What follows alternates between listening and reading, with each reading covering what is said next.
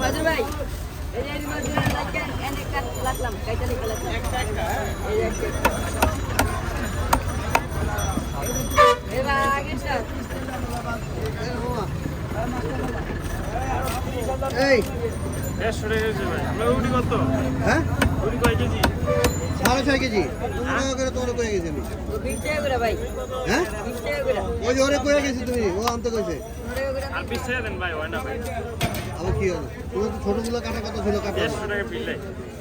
আর 20 টাকা দেন ভাই 150 টাকা কেমনে কইবে তো ইয়া মাছ কয় কেজি